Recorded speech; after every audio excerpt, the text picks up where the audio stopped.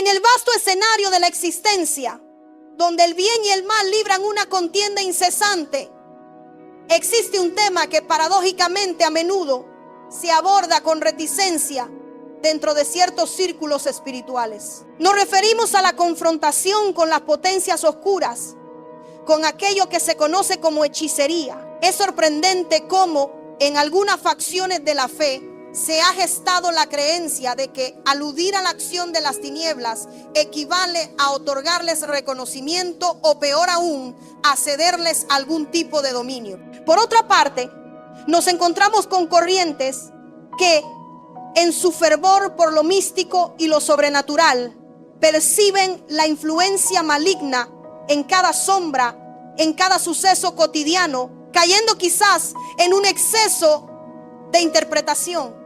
Sin embargo, las Sagradas Escrituras nos revelan que la plenitud de la verdad reside en su palabra, y es imperativo para nosotros poseer un discernimiento claro y un equilibrio inquebrantable para abordar y gestionar estas realidades espirituales que revisten una trascendental importancia para la comunidad de creyentes en Cristo. No podemos obviar ni magnificar desmedidamente lo que la Biblia nos enseña, sino que debemos escudriñarla con diligencia, buscando la guía divina en cada interpretación y aplicación para edificar una fe robusta y resguardada de cualquier desviación. ¿Qué es, en esencia, la hechicería? No es otra cosa que la manipulación del ámbito espiritual con fines perversos y contrapuestos a la voluntad divina. Para aquellos que toman nota diligentemente, permítanme reiterar esta definición concisa y poderosa. La hechicería es el manejo del mundo espiritual. Así como el Altísimo designó y consagró sacerdotes en la antigüedad para oficiar en su presencia, figuras de autoridad que mediaban entre lo celestial y lo terrenal, y la propia Escritura nos ilustra que en el Edén celestial existían seres con características sacerdotales, como el mismo Luzbel, quien poseía un pectoral adornado con gemas, emulando la vestidura sagrada de los sacerdotes levíticos del antiguo pacto, un efod enjollado. De igual modo, las fuerzas del mal, incapaces de generar o crear nada genuinamente, se dedican a la imitación y a la perversión de la obra divina, distorsionando su propósito original. Por ende, en el reino de las tinieblas también operan sus propios sacerdotes, individuos investidos de una autoridad oscura, que se mueven y actúan con esa potestad maligna. Estos son los agentes de la oscuridad, dotados de la capacidad de ministrar, ejecutar, efectuar y llevar a cabo las obras del Averno en el plano terrenal. Dentro de este oscuro escalafón, el más temible de los hechiceros es el denominado empírico. ¿Comprenden el porqué de esta afirmación? Existen aquellos que se formaron en las artes de la hechicería, alumnos que dedicaron tiempo a su aprendizaje, a estudiar sus métodos y conjuros. Pero hay otra clase de individuos, aquellos que ejercen la hechicería sin haber recibido instrucción formal alguna, sin haber pasado por una escuela de brujería. Estos son en verdad los más peligrosos, pues fueron discipulados directamente por las entidades demoníacas, imbuidos de un propósito maligno superior desde su concepción. Por esta razón, no es inusual escuchar testimonios de personas que relatan haber tenido visiones, conocimientos o habilidades sobrenaturales desde la niñez, sin una explicación lógica aparente. Esto se debe a que fueron instruidos por las propias tinieblas desde su nacimiento. Del mismo modo en que los padres terrenales identifican un llamado o propósito en sus hijos y los involucran en la obra del Señor, los seres malignos, al nacer un infante, evalúan su nivel de sensibilidad espiritual. Hay progenitores que atestiguan cómo sus hijos perciben entidades demoníacas o seres espirituales, describiendo sombras o presencias invisibles para otros. Este es el momento en que el adversario empieza a manifestarse, sondeando la profundidad de la sensibilidad espiritual con la que ese ser vino al mundo. Mientras algunos padres desestiman estas percepciones, las tinieblas exultan al descubrir a alguien dotado de una conexión innata con el mundo espiritual, un individuo nacido con talentos específicos para operar en ese reino. Es crucial entender que no todos poseemos la misma capacidad espiritual innata al nacer. nuestras sensibilidades difieren. Así, algunos son capaces de invocar o ejecutar conjuros sin un adiestramiento formal, sin haber sido discípulos de ningún maestro humano. Otros ciertamente provienen de linajes o estirpes de hechicería, donde la tradición se transmite de padres a hijos, de abuelos a nietos, un legado generacional de artes oscuras. Sin embargo, mi preocupación principal recae en los hechiceros empíricos, ya que su formación es pura y directamente impartida por el mismísimo abismo infernal. Para seguir desvelando estos misterios y no perderte ninguna revelación que te empoderará, te invitamos a unirte a nuestra comunidad. Asegúrate de suscribirte a Cielos Gloriosos 777. Ahora bien, ¿por qué abordamos este tema tan delicado y a menudo controvertido? El punto fundamental es que la hechicería tiene la capacidad de infiltrarse en el seno de la iglesia y su influencia puede alcanzar a los propios cristianos. Existe una percepción errónea muy extendida: la creencia de que pronunciar alguna frase vacía de significado o refugiarse detrás de un símbolo como la cruz es suficiente para obtener protección. Debemos ser claros: la salvación no reside en un símbolo inerte, sino exclusivamente en la persona de Cristo, y nuestra protección emana de su sangre redentora. La noción de esconderse detrás de la cruz sin una comprensión profunda de lo que implica la fe y la santidad es una falacia que deja a muchos expuestos a las artimañas del enemigo. La gente cree ingenuamente que con tal declaración basta para ser inmune a cualquier tipo de conjuro o poder maligno, subestimando la astucia y el alcance de las entidades espirituales. Es vital comprender que existen auténticas escuelas de la oscuridad, donde se perfeccionan rituales y se llevan a cabo ceremonias abominables. Los sacerdotes de las tinieblas ejecutan estos ritos. Algunos emplean elementos físicos como vasos con líquido, velas o sacrificios animales. No obstante, hay otros que han elevado su poder a tal grado de sofisticación que ya no requieren de ningún objeto material. Su autoridad espiritual en el reino de las sombras ha crecido exponencialmente. Y esto es algo que deseo enfatizar con vehemencia. Su dominio se expande de tal manera que a menudo nuestra mente limita la hechicería a meros clichés, a un vaso, un ritual, un sombrero estrafalario o un disfraz. Pero la realidad es que operan hechiceros con apariencia completamente normal, cuya autoridad es tan vasta que conocen el arte de invocar y desatar conjuros mediante gestos sutiles con sus manos, con invocaciones silenciosas, con signos imperceptibles o, en el caso más alarmante, con su sola presencia. Su mera proximidad es capaz de ministrar lo que llevan consigo y desatar poderosos hechizos. Así pues, mi anhelo es que en esta jornada espiritual podamos juntos discernir y aprender a identificar las señales de cuando la hechicería está en operación. Como ya he mencionado, la hechicería es la manipulación del mundo espiritual, pero de ella emanan los hechizos.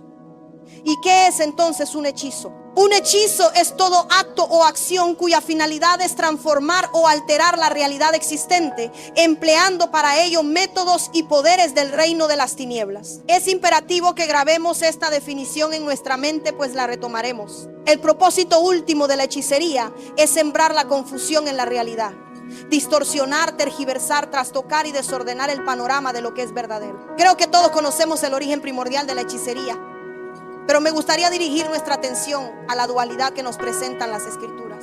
La hechicería se manifiesta tanto en el primer libro de la Biblia como en el último, indicando que la creación humana fue iniciada bajo el asedio de esta influencia maligna y que culminará bajo su poder. El libro de Apocalipsis, en su capítulo 18, versículo 2, nos revela con voz atronadora: ha caído la gran Babilonia. Se ha convertido en morada de demonios, guarida de todo espíritu inmundo y guarida de toda ave inmunda y aborrecible. ¿Qué representa esta Babilonia? Podríamos describirla como la universidad y el refugio de toda maldad. Las Escrituras nos la presentan como el epicentro de demonios, aves impuras y espíritus viles. Todo lo abominable y perverso tenía su asiento en Babilonia. Por lo tanto, al referirnos a Babilonia, estamos hablando de una auténtica escuela, una institución académica del mal, Y el versículo 23 del mismo capítulo 18 de Apocalipsis añade una advertencia escalofriante. Luz de lámpara no alumbrará más en ti. Tampoco la voz del novio y de la novia se oirá más en ti. ¿Quién es el novio? Nuestro Señor Jesucristo.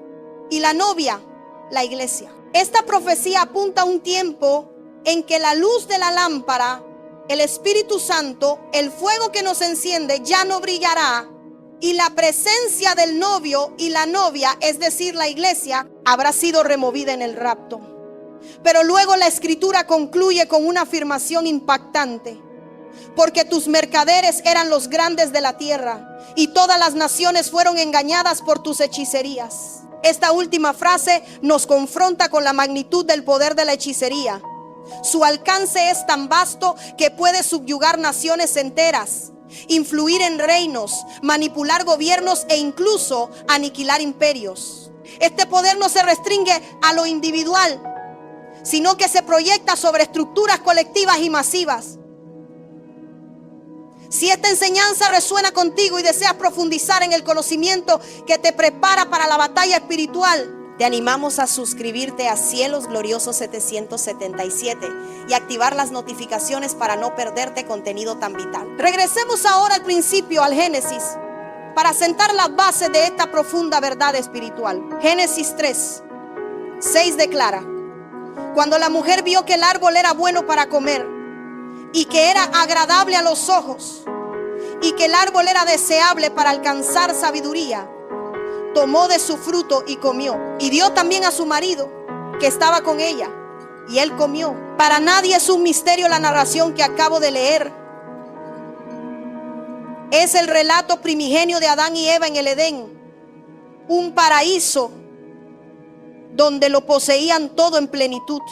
De repente la serpiente aparece en un lugar por donde Eva solía transitar, ya habiendo establecido un vínculo sutil, una conexión. La presencia del reptil ya no le resultaba extraña a Eva.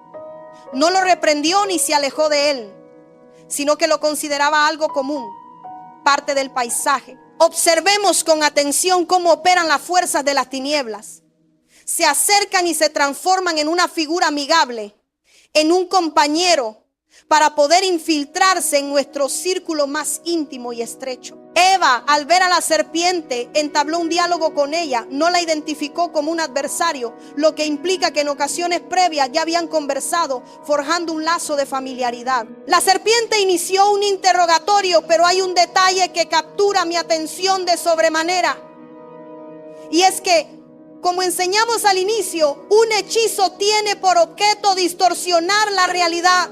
Y en ese instante la serpiente logró que la percepción de Eva se trastocara por completo. El fruto prohibido, que no era una simple manzana, comenzó a ser visto como algo intrínsecamente bueno y sumamente deseable. La realidad de Eva fue completamente distorsionada. ¿Cómo es posible que algunas personas lleguen a percibir el pecado como algo intrínsecamente bueno y deseable? ¿Cómo es que caen bajo un hechizo tan poderoso que la fornicación deja de ser vista como un error? El adulterio pierde su connotación negativa y la pornografía se normaliza, despojándose de su maldad inherente. Esto sucede porque quedan envueltos en una poderosa hechicería que trastoca su percepción de la realidad, alterando por completo su discernimiento moral. A estas personas, por más que uno intente explicarles la malicia de sus acciones, simplemente no logran comprenderlo.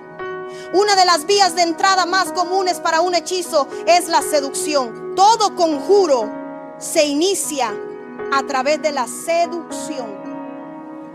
¿Entienden ahora la gravedad de esto? La serpiente sedujo a Eva, y lo que es aún más impactante, Eva a su vez sedujo a su propio esposo Adán. El hechizo se clonó, se replicó. Ella reprodujo la misma estrategia que la serpiente empleó con ella. Tras consumir el fruto, Eva no mostró arrepentimiento. Por el contrario, al caer bajo el influjo de ese hechizo, lo llevó consigo a su hogar y sedujo a su consorte, persuadiéndole para que también comiera. Esto es una revelación profunda sobre la capacidad que en ocasiones tienen las mujeres, y lo reitero siempre con respeto, de influir en la dirección de un hombre, ya sea para elevarlo a las alturas o precipitarlo al abismo.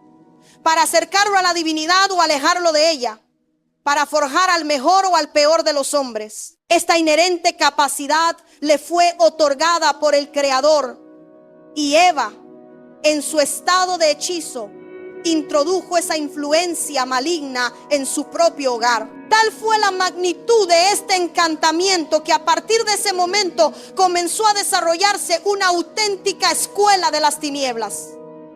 ¿Cómo es que hablo de una escuela de las tinieblas? Los hermanos se percataron de su desnudez y acto seguido comenzaron a confeccionar vestiduras para sí mismos. ¿Cómo aprendieron a coser, a diseñar indumentaria, a fabricar ropa, si jamás habían tenido esa instrucción en el Edén? Nadie en el huerto les había enseñado tales habilidades. Además, se ocultaron de la presencia de Dios.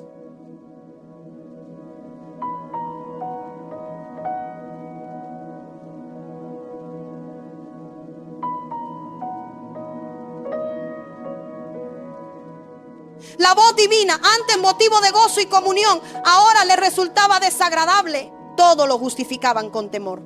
Tengo temor. Sé que la voz de Dios es poderosa. Quizás me reprenda, quizás me corrija. Todo se envuelve en miedo. Y cuando Dios se manifiesta, la primera pregunta que le dirige a Adán es: ¿quién te enseñó? El Señor, en su omnisciencia, sabía que Adán había caído bajo una especie de hechizo que le había infundido el conocimiento de la maldad. Existen personas que sin haber recibido instrucción alguna saben cómo obrar el mal. ¿Cómo adquirieron ese conocimiento? Por influencia de la hechicería. Hay individuos que, a pesar de tener padres ejemplares, se desvían hacia la maldad. ¿Cómo aprendieron a ser así? Por hechizos. Esto me impresiona profundamente, porque nuestra situación actual es en parte el resultado de algo que comenzó como una mera seducción. Hombre y mujer que me escuchas en este instante, permítanme implorarles que nada los seduzca, porque en el momento en que algo te seduce, inexorablemente caerás bajo el yugo de un hechizo. El ser humano, quien fuera la cúspide de toda la creación, la cabeza designada por Dios para reinar sobre todo lo creado, Adán, de pronto olvidó los preceptos divinos. Si quieres evitar caer en estos engaños y equiparte con el discernimiento espiritual, te invito a suscribirte ahora mismo a Cielos Gloriosos 777 y unirte a nuestra creciente comunidad. Cuando una persona se encuentra bajo el influjo de un hechizo, su memoria espiritual se nubla. Olvida la palabra de Dios, las enseñanzas doctrinales, lo que es correcto, aquello que no puede perder, la misma presencia divina. Aquellos que están bajo un encantamiento espiritual son incapaces de percatarse de lo que están sacrificando, de las bendiciones que están dejando escapar. Ahora, quiero que examinemos juntos lo que nos dice la segunda epístola a los Corintios, capítulo 11, versículo 3. Aunque quizás me haya extendido en esta introducción, es fundamental sentar estas bases. La Escritura nos advierte: pero temo que así como la serpiente con su astucia engañó a Eva, vuestras mentes sean desviadas de la sencillez y pureza de la devoción a Cristo. Es decir, el apóstol Pablo, al escribir a la comunidad de creyentes, les advierte que de la misma manera que la serpiente sedujo y embrujó a Eva, su intelecto puede ser desviado de la pureza y simplicidad de la devoción a Dios. Esto implica que aquellos que se apartan de la sencillez en su fe, es probable que estén operando bajo un hechizo que los arrastra hacia el orgullo. De igual forma, aquellos que se desvían de la pureza han caído bajo el influjo de un encantamiento. Lo estoy leyendo, la Escritura es clara. Vuestras mentes fueron desviadas. Se trata de un engaño que provocó un desvío, porque el engaño, el hechizo, opera de forma primaria en la esfera de la mente. Y quiero avanzar con celeridad en este punto, pues el apóstol Pablo está dirigiéndose a la iglesia. Repitan conmigo, le está hablando a la iglesia. Él les dice: tú puedes ser hechizado, tu mente puede ser hechizada. Pastora, ¿está usted afirmando esto? Sí, y con esta verdad pretendo hoy derribar la noción de que los cristianos son intocables por las fuerzas oscuras. Lo que nos confiere esa invulnerabilidad es la santidad en la que decidimos vivir y caminar. y la diligencia en mantener cerradas las puertas espirituales a la intrusión maligna. La Biblia es enfática: ninguna maldición viene sin causa. Por tanto, cuando el adversario logra influir, es porque ha hallado alguna fisura, alguna causa, algún acceso. La Escritura continúa describiendo cómo estas personas caen en graves errores doctrinales, adoptando de repente evangelios distorsionados y enseñanzas heterodoxas. Y nos preguntamos cómo llegaron a esa desviación. Pero si ese hermano avanzaba tan firmemente en la doctrina, si esa congregación marchaba tan bien, ¿en qué momento se torcieron, se apartaron del camino? Es bajo el influjo de un hechizo propiciado por espíritus engañadores que irrumpen para adoctrinar, para instruir con falsedad, para pervertir las verdades que se han recibido. Y la Biblia subraya: y bien lo toleráis. Esto es un punto crucial que me impacta sobremanera. Cuando una persona se encuentra bajo el dominio de un hechizo, desarrolla una sorprendente capacidad para tolerarlo todo, lo cual es doblemente alarmante. Lo reitero para aquellos que quizás no lo hayan captado: cuando estás bajo un hechizo, lo toleras absolutamente todo. Y esta revelación adquiere una dimensión aún mayor cuando abordemos el ámbito matrimonial. Deseo adentrarme en esto porque es motivo de profunda preocupación. La serpiente logró infiltrarse en el Edén, el santuario donde moraban Adán y Eva.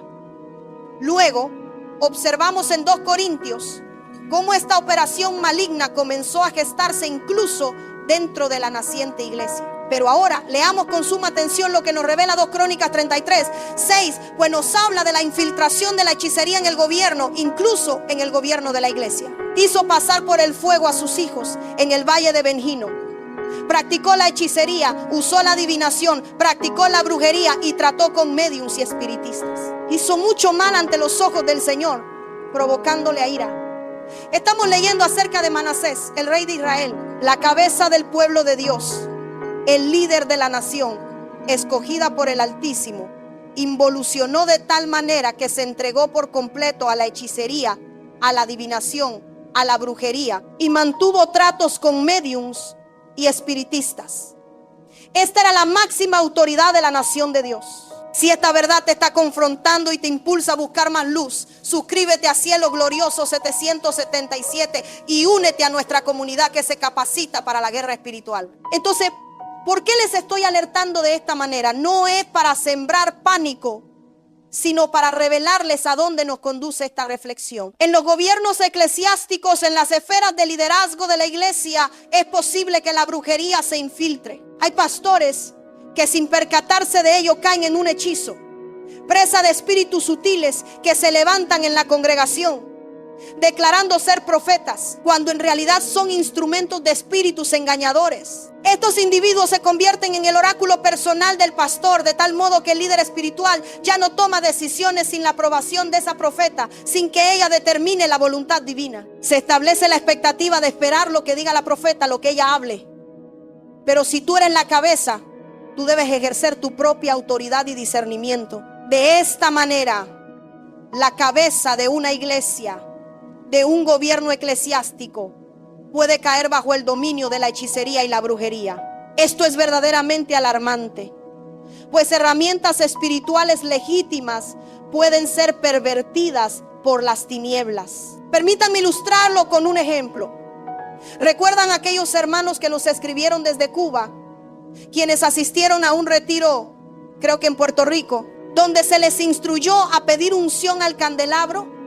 Los condujeron a un retiro de guerra espiritual, colocaron un candelabro y predicaron una palabra aparentemente hermosa. Observen hasta qué punto una persona sin conocimiento puede ser hechizada por una doctrina novedosa. Por eso es vital no dejarse seducir por revelaciones extrañas o supuestamente nuevas. Les dijeron: la Biblia dice que el candelabro es la iglesia, que allí reside la luz que nunca se apaga. Es una fuente inagotable. El Señor lo introdujo en el templo. Aquí está. Y ahora pídanle unción. Y la gente, cristianos, tocando el candelabro y pidiéndole unción, cuando esto es prerrogativa exclusiva del Espíritu Santo. ¿Cómo puede esto degenerar en un ritual de hechicería, en una doctrina aberrante? Hay quienes al viajar emulan las prácticas de los brujos, creyendo que deben llevar consigo el candelabro, el cuerno, el frasco de aceite, el pote. Parecen más un exorcista en el aeropuerto que un hijo de Dios, porque apenas portan su Biblia. Quizás digan, pastor, eso es extraño, pero no lo es.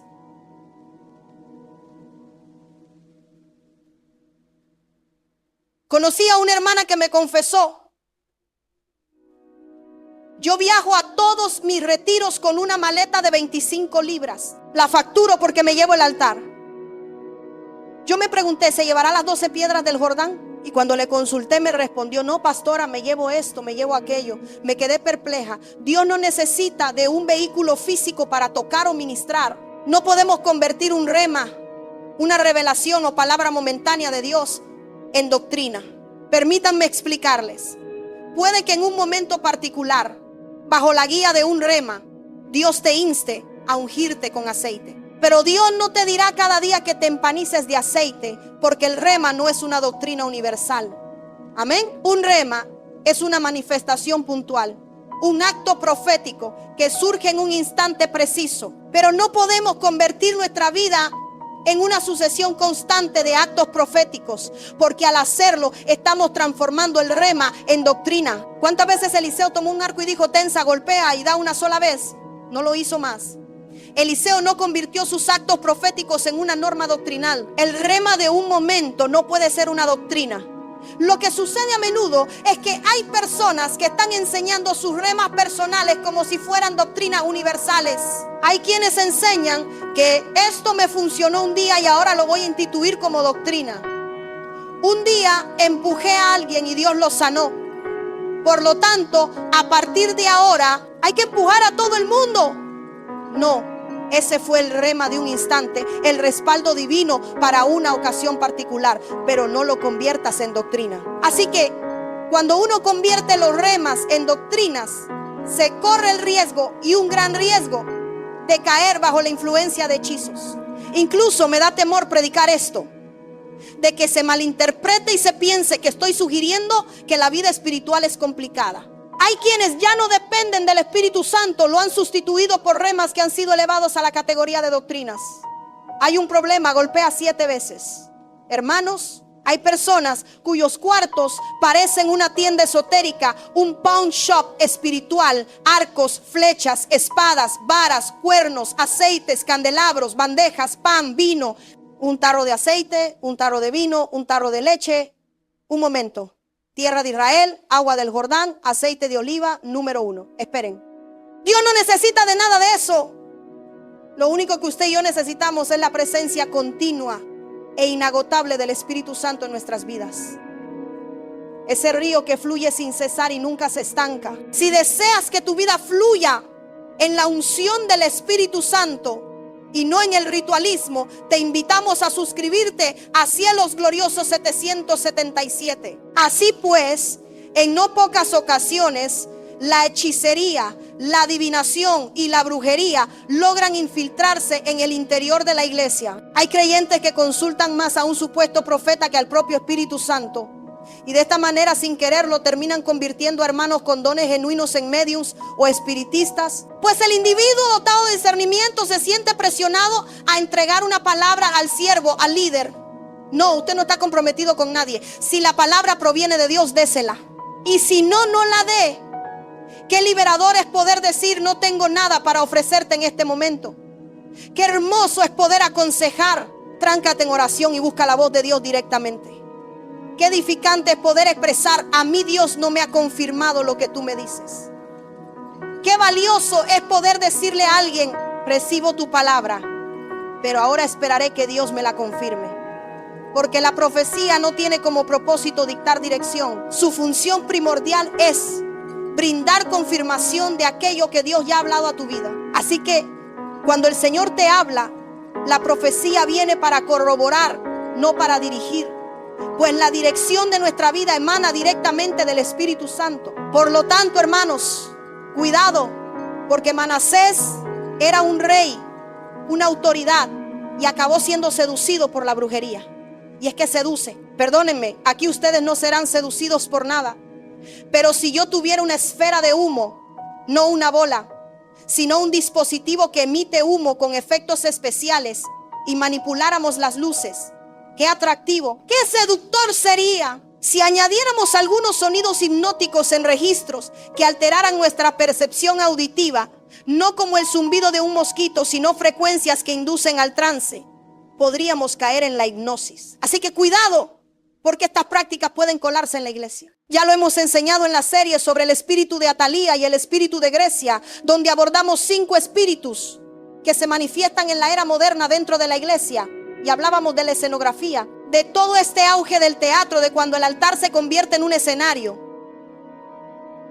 Reflexionemos. ¿Cuál era el humo que llenaba el tabernáculo?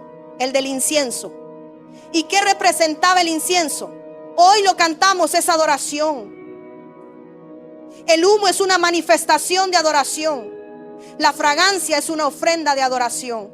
Así que cuidado, porque es extremadamente fácil que estas prácticas extrañas se filtren en las congregaciones. Meterle una botella de aceite por la boca a alguien para que sea libre. Métele sal para que, hermano, perdón, no podemos quemar los recursos espirituales ni convertir los remas en doctrina. Un día puedes ungir tu casa, pero no te levantarás todos los días a ungirla. Un día compras un coche nuevo y lo consagras al Señor, declarando lo suyo. Pero no te levantarás cada mañana a ungir el motor porque está averiado. No, amigo, ve al mecánico. Invierte en su reparación. No todo es espiritual en el mismo sentido. Pero el problema surge cuando hay personas, y recordarán que al principio mencioné una iglesia bifurcada, con una gran división, que se inclinan hacia lo ultra mega espiritual y terminan tristemente convirtiéndose en personas sensacionalistas. Individuos que a todo le buscan una doble causa, una explicación esotérica para sentirse lo más espirituales. Espíritu de la lámpara que se mueve, espíritu del ventilador que no funciona. No, suelta el audio, apaga el botón o enciende el botón. A veces que la consola no está conectada. No todo es el enemigo. ¿Están conmigo? ¿Se han ido? Si el televisor no enciende, revisa el cable, hermano. Aquí les habla una mujer que cree fervientemente en el mundo espiritual, pero que teme que nos desviemos en las esferas de gobierno eclesiástico. Manasés era la cabeza del pueblo de Israel y se desvió. Sigamos. Observen esto. ¿Qué revelador es? Segunda de Reyes, capítulo 9, versículo 22. Y sucedió que cuando Joram vio a Jehú, dijo: ¿hay paz, Jehú? Y él respondió: ¿qué paz mientras sean tantas las prostituciones de tu madre Jezabel y sus hechicerías? La hechicería de Jezabel se manifestaba a través de la prostitución espiritual y física. Lograba todo lo que ambicionaba mediante la seducción. Esto me llama profundamente la atención. ¿Saben que esta Jezabel fue el resultado de un yugo desigual? Acab era el rey de Israel, el líder del pueblo de Dios, y se casó con Jezabel. Un yugo desigual. Pudiendo elegir entre las mujeres de Israel, se unió a Jezabel. Lo que percibo en esto es que en muchas ocasiones la hechicería se infiltra en los hogares cuando existe un yugo desigual. Hermano, Jezabel desoló a Israel, pero la culpa recaía en Acab. Por eso Dios no toleraba a Acab. Varón, tú eres el rey de Israel. Tú conoces la palabra. Tú sabes lo que está escrito acerca de no unirte en yugo desigual. Tú conoces, tú sabes lo que dice la Biblia. Pero él elige a una mujer que lo seduce y se casa con ella pensando: yo la convertiré en el camino. Hermano, usted jamás convertirá a nadie. El único que opera la conversión es el Espíritu Santo. Ay, pero el muchacho es bueno. Ay, pero en el proceso se enderezará. Si usted se unió a algo torcido, a un producto no terminado, no procesado, sepa que tendrá que atravesar un desierto en medio del proceso de su cónyuge. Así, Jezabel fue el fruto de un yugo desigual. Una fuerza que introdujo la hechicería en el poder, que la infiltró en el reino de Dios. Me causa temor hablar de esto. ¿Cuántos pastores se habrán casado con hechiceras sin saberlo? No diré nombres aquí, ¿verdad? Hasta ganas me dan de orar, despedir el culto y dejarlo aquí. Conozco el caso de un pastor que visitó un lugar X en la tierra y conoció a una joven. El hombre de unos 30 y tantos era, perdónenme la franqueza, carente de belleza física, y se enamoró perdidamente de aquella hermosura. Si esta revelación te sacude, y te abre los ojos a los peligros ocultos, no dudes en suscribirte a Cielo Glorioso 777 y formar parte de quienes buscan la verdad sin filtros. Porque una cosa es la belleza exterior y otra muy distinta, la sensualidad y la seducción. Hay mujeres que son hermosas pero no son seductoras y pasan desapercibidas en la congregación. Nadie las percibe con ese magnetismo. Pero hay mujeres que quizás no son agraciadas físicamente, pero poseen un poder de seducción tal que revuelven toda la iglesia. Aquí, bendito el Señor, eso no ocurre. Bueno, este pastor conoció a aquella mujer, le predicó, la encontró en una cafetería, le habló de Cristo, la convirtió y se casó con ella. En un solo mes, cuando termine el servicio, te diré el nombre, porque tú lo conoces, pero te lo perdiste. En un solo mes le predicó y se casó con ella. Perdón. Un pastor no puede unirse en matrimonio con alguien que lleva apenas un mes de convertido. Hay demasiada inmadurez, demasiada carga espiritual para un matrimonio. Usted no es David, que se casó con una mujer creyendo que por ser hija del rey era santa y ella tenía ídolos modernos, domésticos, escondidos en su habitación. Cuando David tuvo que huir por la ventana, ella colocó uno de esos ídolos en su cama. ¿Saben lo que es un ídolo doméstico de los que llamé modernos? Son esas figuras grandes que se mantenían dentro del hogar, a diferencia de los ídolos portátiles que se llevaban en bolsas, carteras o en animales. Pero existía el ídolo doméstico, la efigie de gran tamaño que permanecía en la casa porque no podía ser movida fácilmente. Ahora, esta mujer poseía ídolos domésticos y cuando David se ausentaba, ella los colocaba en su lecho, quizás para abrazarlos, para calentarlos, no lo sé, pero lo ponía en su cama. Y ella era la hija del rey de Israel. Entonces, cuando contemplo esta realidad, comprendo que existen hogares donde la hechicería se ha infiltrado de forma sutil, o donde hay sacerdotes del hogar que luchan contra la hechicería dentro de su propia morada. Imaginen que usted es creyente y su suegra es una practicante de brujería que se instala en su casa. No, hermano, no digan santo. Aquí hay personas que están viviendo esta agonía y la anciana practicante de brujería ha llegado y en lugar de echarle sal a la comida, le está echando cascarilla esotérica. Y usted orando por la conversión de su cónyuge mientras la anciana ora para que su cónyuge lo abandone. Se libra una guerra de altares dentro del mismo hogar. Hay individuos que visitan hogares únicamente para realizar trabajos de brujería. Manipular la ropa, intervenir las camas, influir en los recursos. Y usted podrá decir, ay, Jehová reprenda al enemigo. Pero ¿está usted asumiendo la actitud de un sacerdote en su casa? Porque si no lo hace, esa hechicería se está cultivando, se está fortaleciendo. ¿Estás cansado de vivir bajo el yugo de la hechicería y el engaño espiritual? ¿Deseas ser libre de toda manipulación y caminar en la plena autoridad de Dios?